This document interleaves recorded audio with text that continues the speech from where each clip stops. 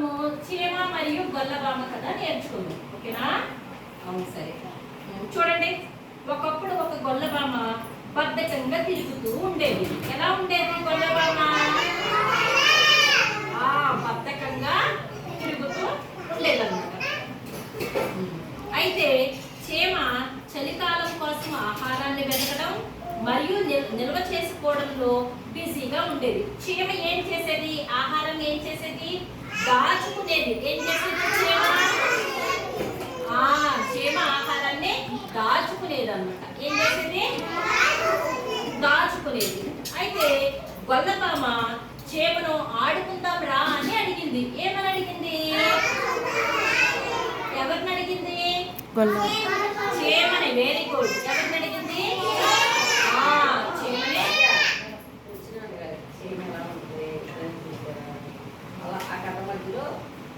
అతనే ఎక్కువ రోజు వెళ్ళాలి కదా, అప్పుడు వారం చెప్పాలి కదా. ఉంటది చిన్నగా ఉంటుందా పెద్దగా ఉంటుందా? చూసారా మీరు చీమని? గొల్లబామని చూసారా?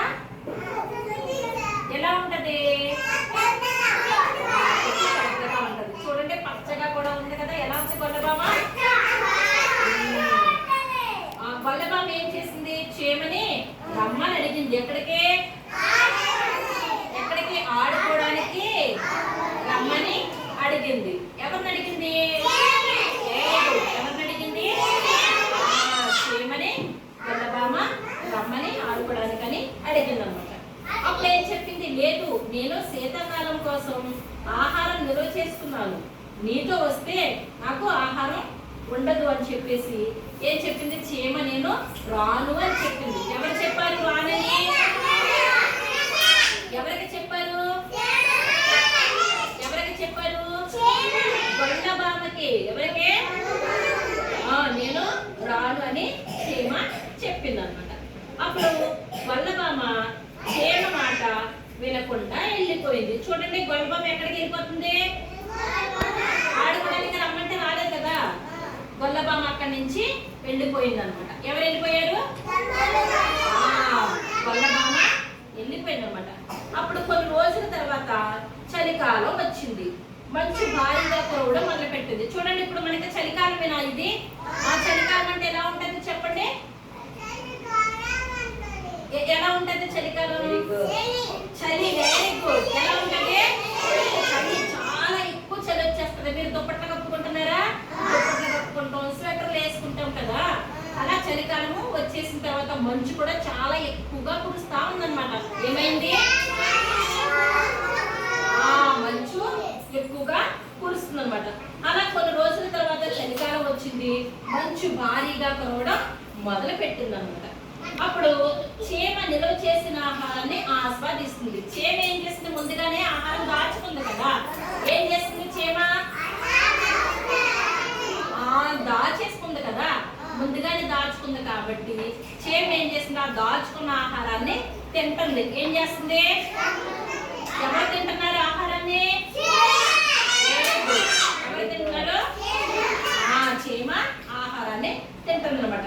గొల్లబామకు ఆకలి వేసింది, కానీ తినడానికి తిండి లేదు. ఎవరికి లేదు? గొల్లబామకి. ఎవరికి లేదు? గొల్లబామకి ఆహారం లేదనమాట.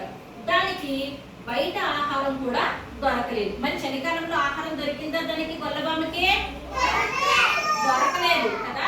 ఆహారం అనేది దొరకలేదు అనమాట. అప్పుడు ఏం చేసింది? అది చీమ దగ్గరికి వెళ్ళి ఆహారం కోసం అడిగింది. ఎవరి దగ్గరికి వెళ్ళింది గొల్లబామ? ఎక్కడికి వెళ్ళింది? చీమ దగ్గరికి వెళ్ళి ఏమడిగింది? Very good. ఏమడిగింది? ఆహారం అడిగింది అన్నమాట. అప్పుడు చీమ ఆహారం ఇచ్చింది మరియు ఇక నుండి తనతో కలిసి పని చేయమని గొల్లబామని కోరింది. మరి ఇప్పుడు మనం పని చేస్తేనే కదా ఆహారం వస్తుంది, అవును కదా. అప్పుడు ఏం చెప్పింది చీమ? ఆహారం పెట్టి గొల్లబామకి ఈ రోజు నుంచి మన ఇద్దరము కలిసి పని చేద్దామని చెప్పింది అనమాట. అప్పుడు అందుకు గొల్లబామ ఏమని చెప్పిందంటే దానికి అంగీకరించి మరియు వారు ఎప్పటికీ స్నేహితులుగా ఉన్నారు. చూడండి, ఇప్పుడు వాళ్ళిద్దరు కలిసి ఆహారాన్ని సమకూర్చుకుంటమే కాకుండా వాళ్ళిద్దరు కూడా కలిసి మంచి స్నేహితులయ్యారు. ఎవరయ్యారు? ఎవరెవరు ఎవరెవరు? చీమ, గొల్లమామ. Very good. మంచి స్నేహితులు అయ్యారు.